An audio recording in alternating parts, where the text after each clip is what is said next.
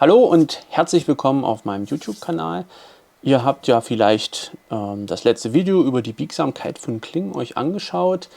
Tatsächlich, nachdem ich mit ein paar Fechtern, die ich gut kenne, gesprochen habe, wie sie das Video fanden, ist nochmal der Punkt des, ich sagte mal, Wobblings aufgekommen. Also was passiert eigentlich mit sehr biegsamen Klingen, wenn sie zum Beispiel beim Versetzen getroffen werden.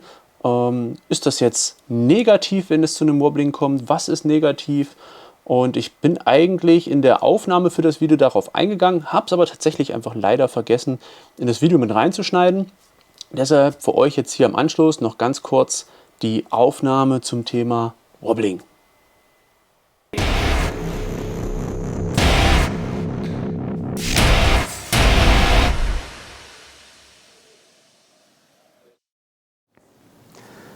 Wenn es um die Biegsamkeit von Klingen geht oder sehr biegsame Klingen, wie wir sie etwa hier nutzen, dann gibt es oft den Vorwurf, dass sehr biegsame Klingen unpraktisch seien für das Techniktraining, dass dadurch viele Techniken nicht funktionieren würden. Vorwiegend aufgrund des sogenannten Wabbelns der Klinge.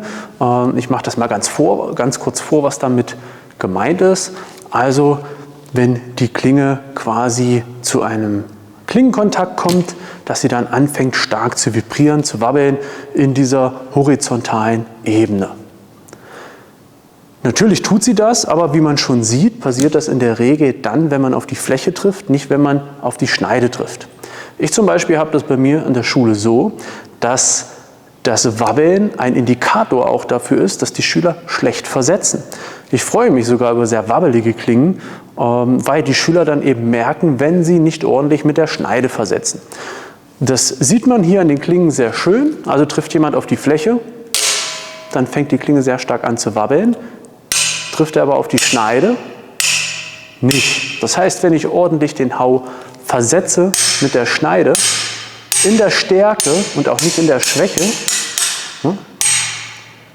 dann vibriert da auch nichts groß, beziehungsweise wabbelt nichts. Eine Vibration kann es natürlich im Stahl immer geben.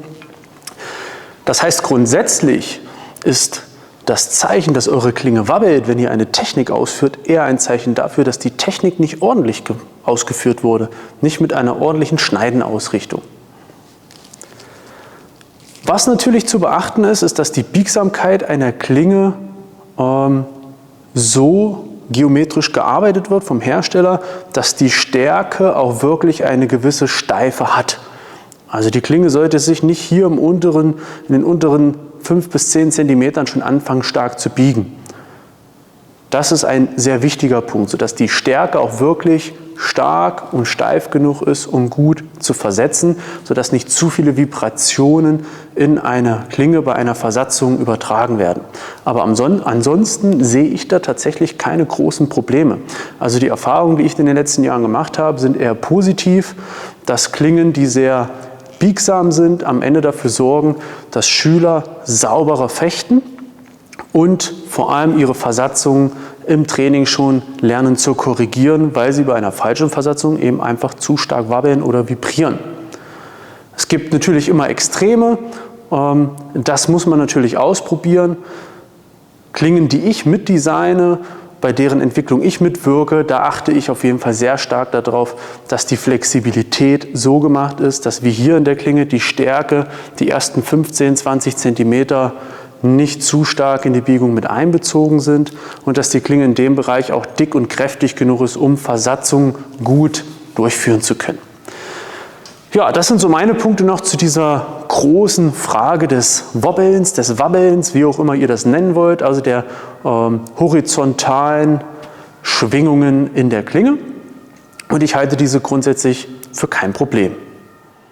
Das war jetzt also das versprochene Video, was ich vergessen hatte, in das letzte mit einzuschneiden. Ich denke, ich habe die wichtigsten Sachen, die mir wichtig waren, angesprochen. Eine Sache, die mir jetzt im Nachhinein noch eingefallen ist: Es gibt natürlich bestimmte Techniken, wenn man zum Beispiel an Halbschwerttechniken denkt, wo man die Klinge eben selber greift, Griff und Klinge, und dann probiert zum Beispiel irgendwie zu versetzen. Da sind natürlich Klingen, die zu krass biegsam sind, stark nachteilig, wenn man durchaus auch mal etwas mit der Fläche machen möchte. Es gibt wie immer nirgends das perfekte Trainingsutensil. Trainingsutensilien sind immer ein Kompromiss. Na, wenn man das sich zum Beispiel heute beim Militär anschaut, auch wir beim Militär schießen ja nicht mit scharfen Waffen aufeinander, sondern probieren immer einen Kompromiss zu finden für das Training, für die Ausbildung, um genug Sicherheit zu gewährleisten. Gute Trainingsmethoden benötigen auch unterschiedliche Trainingsmittel. Aber dazu mehr in einem weiteren Video über Trainingsmethoden und die entsprechenden Trainingsmittel oder Trainingsgeräte.